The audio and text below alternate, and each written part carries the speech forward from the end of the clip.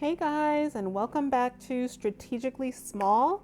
This is day 4 of the lockdown here in Rwanda. I hope you all are surviving. So this morning I decided to do some stretching exercises, so that's what I'm showing you here. Let me know what you all have been doing to keep fit and stay busy. Anything interesting? I did get some suggestions yesterday, which I appreciate, so I'm going to look into those as well. But yeah, it's been a little bit cabin-feverish by now. So we're just trying to get through the remaining few days and hopefully things will get back to normal. So we will see. Now today, I did make a wonderful salad and I used the leftover lentils from yesterday. That's what's there. And then I stir-fried some peppers, and then on the bottom is arugula, and then I put some olives on top. Hey guys, welcome back to the channel. So today I'm covering a subject that is very near and dear to my heart. I have been very privileged to be able to travel globally. I've been to several different continents, several different countries, and pretty much I've traveled to all of those locations alone, solo, okay? So I always get asked the question, how do you keep safe when you're traveling, and are there any tips that you can provide to females in general about solo travel? All right, so this video is going to be covering all of those points. I hope that you find it helpful, so let's jump into it. So the first tip is never carry a purse, okay? As a female, of course, we like to have nice purses that are accessories to our outfits. Never carry a purse when you are traveling. That is something that already makes you an immediate target, okay? If you look at my vlogs, you will notice that I always have this sling bag that is over my shoulder. Basically just goes like this. And I carry the sling bag, this part in the front, okay? I never have that in the back because you can't see what's happening in the back, okay? You only carry this part in the front, and if I'm in a crowded area, I will also have my hand on the strap just to, have a better grip on it. You also want to make sure if any zippers are on your bag that they're all closed, nothing should be open, and just keep your hand on it as you're in crowded areas. But I like these ones that have more of a thick strap, so someone cannot just come with a scissors to cut this. They would have to, go at it with the scissors for a while in order to get through this strap because it's quite thick. So don't get the ones that have those thin straps because someone can just come snip it and they can leave. So I always go everywhere with this. Is it fashionable? No, definitely it is not fashionable, but guess what? All of my stuff is safe in here. I've never had any issues in terms of that. And if you don't have one of these, you can also get a money belt. I also have a money belt that it goes around your waist underneath your clothing, okay? And the money belt, they have a lot of different kinds. I would suggest getting the money belt that has zippers so that your items are safe inside. The ones that just have the open pockets, things can fall out from there. So get the ones that have zippers that you can close and you can keep all of your cash in there, your cards, your passport, all of that. It should be strapped inside in the zipper. Now, I like the money belts, especially if I'm going into heavily crowded areas. I prefer the money belt over this type of bag because, it's underneath your clothes. So unless someone is trying to take off your clothes, they would never really get to it. And remember that people will bump into you on purpose just to take something from you, okay? So especially when you're in crowded areas, I had a few colleagues when I was in India one time that people will just slightly, it's not even a major bump, right? It's just a slight bump when they're walking by and they grab something from you. You don't even notice it until later, right? So that's why I really like the money belts or the sling bag because at least you have a grip on what's going on. If someone bumps into you, they're not really taking anything. The money belt is underneath your clothing. Sling bag, you have a visual sight of it. It should be right in front of you. So bumping into people should not be a safety risk for you. Next, you want to get suitcases that are locked, okay? Now, if you're traveling internationally, I always recommend that you get suitcases that have TSA approved locks, because you would need those anyway. If you just put your own personal locks on your suitcases, they will break it during travel, because that's not allowed. So the locks must be TSA approved, but more importantly, when you arrive in your destination country, always lock your suitcases when you are out of the room. Even if you're going, taking a shower, I've had friends that have been in the shower, taking a shower. The maid comes in while they're in the shower. They go into the suitcase, they take something. So if the suitcase is not in your line of sight, it should be locked, okay? Always lock it, especially when you are not in the hotel room or in your Airbnb, wherever you're staying. Always lock it. And that's my recommendation. Now, of course, you can get personal locks to put on your suitcase once you arrive at your destination, but those personal locks will not be allowed at the airports during transit, because they will break it. It's just not allowed. Next, I would say only travel with the amount of suitcases that you can control and maneuver on your own, okay? So as you know, I came to Rwanda with 3 large suitcases and 1 carry-on. And it's a little difficult to maneuver the 3 large suitcases alone. The carry-on I just throw on top of one of the large ones. But what I did was I got some straps that I connected the 2 suitcases together, so that the pulley on one of them, I was pulling 2 at one time. So I was able to still control and maneuver all the suitcases at the same time. Let's say you have 6 suitcases coming to Africa. You will have a difficult time maneuvering and controlling all of those, because someone will say, oh, let me help you with your suitcase. Where are you going? And they could easily run off with your belongings. For me, I never accept help from anyone at the airport. I don't even, when I get to the hotel, I don't like for the bellhops to take my bag up to the room. I don't like that either. I take all of my bags up to the room myself, no assistance. I always like to be able to control and maneuver my baggage myself, because that's the only way you can control what is happening with your baggage. Number 4, never leave your valuables in the safe that is either in your hotel room or your Airbnb or wherever you're staying, okay? I have had many colleagues in the past that have, put their passports in the safe. They put their medical card, they put cash in there, and they come back, they go out to dinner, they come back, the stuff is gone. Those locks that they, have on those safes in the hotel room, anyone could break into that. And to be honest with you, I do feel like some hotels may even have like cameras that are set up in the room, so that when you are putting in your new code in the safe, they can see what the code is and they can come in and get what's in there. So for me, whenever I'm staying in a hotel or Airbnb, or if I'm traveling anywhere, I never leave anything in the safe, number 1, but I also never leave any important documents in the room, okay?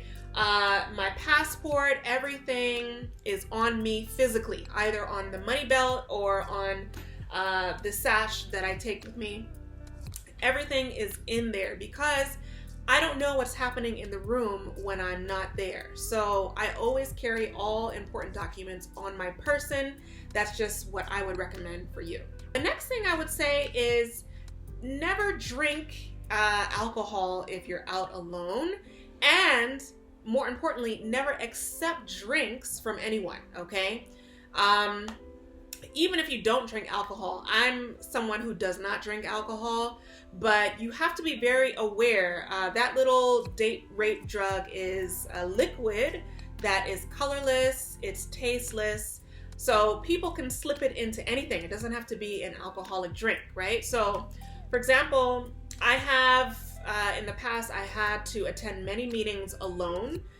Once you are sort of like in mid-management, you would go to certain meetings alone. If I arrived to any meetings and there was already a drink there waiting for me, I would never drink that. I don't care what it was. I would always say, oh, for example, if it was like some juice or something that was waiting for me, I would say, today I would really like some tea, and then I would order something else, right? You never accept anything that has been sitting there, especially if it's a liquid substance, okay? That could be any drinks, it could be soups, anything that is a liquid substance. They can just easily pour it in there. You would never know because it's colorless, it's tasteless, and doesn't smell like anything, okay? So just for your safety, keep that in mind. But especially if you're dealing with alcoholic drinks, okay? Never, for me personally, if you're out alone and you just want to go, to a club or to a bar or whatever, that's fine. But don't drink alcohol if you're going to be doing those activities by yourself, okay? If someone wants to buy you a drink while you're out, never accept it because they can easily put something into your drink without you knowing, okay? I've been places where people have said, oh, let me, buy you something to drink, buy you this. And never have I said yes to that. Say thank you, I appreciate the thought, but I'm okay. You don't accept anything. And if you have to go to the restroom or something like that, and you obviously cannot take your drink with you, go to the restroom, but when you come back, do not drink that drink that has been sitting at the table without your supervision, okay? If you must go somewhere and you have to leave your drink, leave the drink and do not come back to it. Don't go back and drink it, okay? That's just my advice. Number 6 is do not stay out late at any unreasonably late hours, okay? Especially if you're by yourself. So to me, of course, as adults, you can do what you want to do, but if you're out alone as a female, you never want to be out, I would say, past midnight for any reason. If you're at a club or if you're at a bar or whatever, try to get home before midnight. For me, nothing good happens after midnight. So just be aware of the time and how late you're staying out.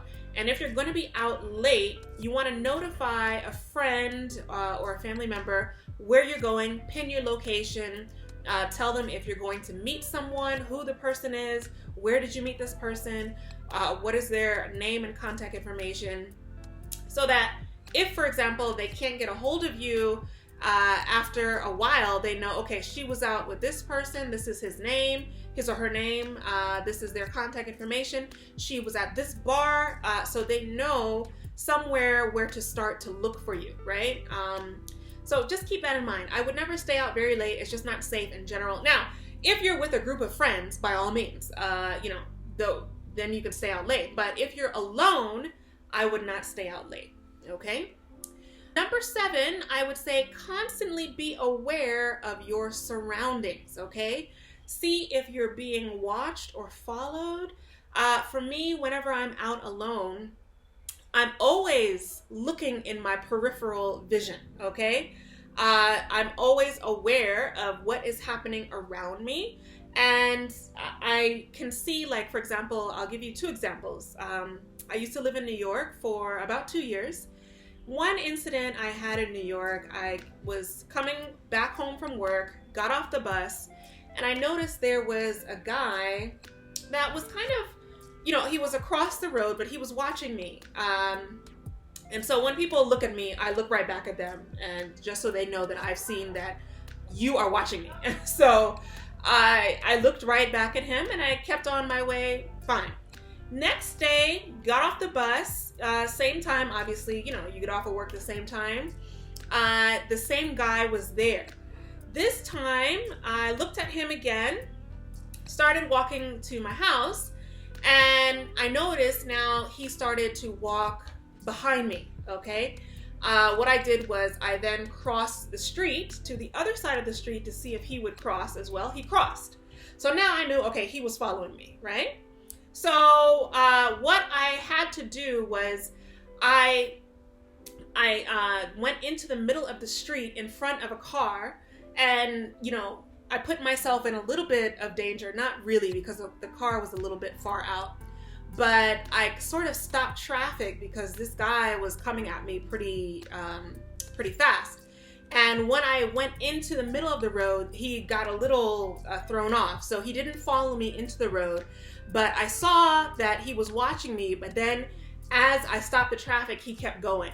So I looked at him and I was like, listen, I shouted at him. I was like, I know you're following me. And, you know, I kept on to my house and he kept on going, but I made sure he was in front of me. But you have to be aware of your surroundings. Know what's happening around you. Another time in Nairobi when I was there, I was just coming out of the grocery store. I think it was Nakumatt, and someone started following me as soon as I came out of the store. And I turned around, looked at him just so to acknowledge that I see you, and it didn't deter him. He still continued following me. So I then turned around and I started screaming at him, and I was like, listen, stop following me. And that threw him off. And after I started screaming, he went around to another part of the street. So you have to be aware of what's happening. Sometimes you have to make a fool of yourself. You have to, look like you're crazy. It doesn't matter. It's for your safety, right? If someone is deliberately coming after you, you have to do what is necessary. Number 8 is notify at least one friend or family where you are going. If you're going on a trip, I always provide my family members with my flight itinerary. I provide them with my hotel information. If I'm staying at multiple hotels, I will give them all that information. But someone needs to have your trip itinerary so they know where you're supposed to be at a given time. Also, I give my family members a copy of my passport. In the event that I need to get a copy quickly and I'm not able to get it on my own, they can email it to you.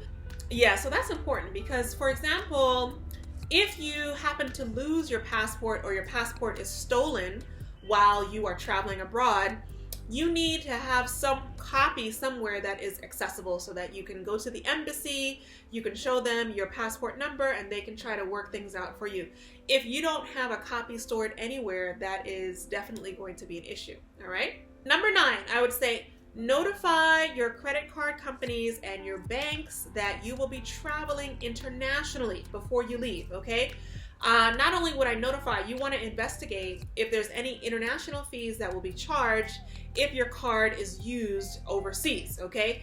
If there is, you may want to switch banks. You may want to get a new credit card that has 0 fees for international transactions, because those fees add up very quickly, and they're not small fees. They tend to be quite large fees, and every time you use your card, you'll be charged that fee. So you want to check that out, and if the credit card or your bank doesn't charge any fees, just notify them that I'm going to be overseas for this time period so that they know if they see an international transaction that they know it's you. Number 10 is keep a copy of all important documents stored in, ideally for me, I store them in the cloud, okay? So if I'm at an airport or something where I need to download an extra copy of the COVID test or my passport or the visa or something, it's all stored in the cloud. I could just download it and print it out. Now, you don't have to necessarily keep it in the cloud. I'm just telling you that's what I do. You can keep it in your email, documents. You can keep it anywhere, but just make sure that it's accessible so that in the event you need to access it, then you can just quickly download it and print it out. Number 11 is when using ATMs, remember to always cover the pad when you're putting in your PIN, okay? Especially overseas, if I'm at an ATM, I always cover when I'm putting in my PIN. I will use something, even my bag, I will use my bag to cover, and then I put my PIN in underneath, because a lot of times there are cameras positioned at the ATMs that are trying to film what your PIN is when you put it in, right? So I fully block any view of the PIN when I'm putting it in so that no one can steal that information. Number 12, try to pay for things with cash only or mobile money, okay? For example, if I'm out at restaurants, if you're out shopping or things like that, try not to use your credit card for those type of transactions. Now, of course, you can use your credit card if you're staying at a hotel.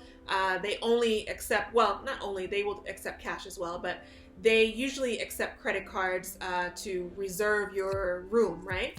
So normally you would use credit cards at hotels, but outside of hotels, you should try to only use mobile money or cash so that no one could steal that information and then try to charge up some things on your card that you did not authorize, right?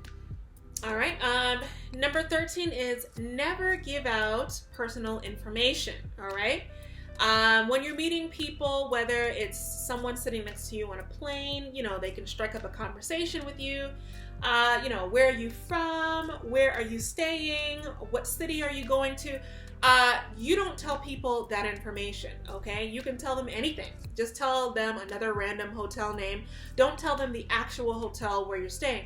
You never want to put yourself in danger by giving away too much information, okay? So just be aware of the amount of information that you're sharing and make sure that it's not personal, okay? Number 14, try to blend in, okay? For me, there's a reason why I usually, when I'm outside of the house, as you can see, I normally have a wrap on my head. There's a number of reasons. Number one, you know, some areas here are very dusty, so it does protect my hair. But more importantly, I never want to stand out when I'm out in the public, okay? So if I have all of my hair out, that immediately is attracting way too much attention to myself, okay? So I try not to go outside with all of my hair out. Number one, because that's attracting too much attention. But number two, you want to try to blend in. So for example, when I was in Nairobi, if I was in an area that was predominantly a Muslim area where the women covered, guess what? I would also cover, okay? I don't want to be different from anyone else in the area. Not only is it a respectful thing, but it's also a safety thing for you, okay? If you're in an area, for example, where the women dress a certain way, if they don't wear shorts, if they don't wear certain things, then you want to also be aware of that and try to be respectful and not do those things so that you're being respectful to the culture, number one, but you're also being safe for yourself. And also, when I have all of my hair out, it tends to block my peripheral vision, okay? And that for me is a safety problem. So that's why I tend to always have a head wrap on.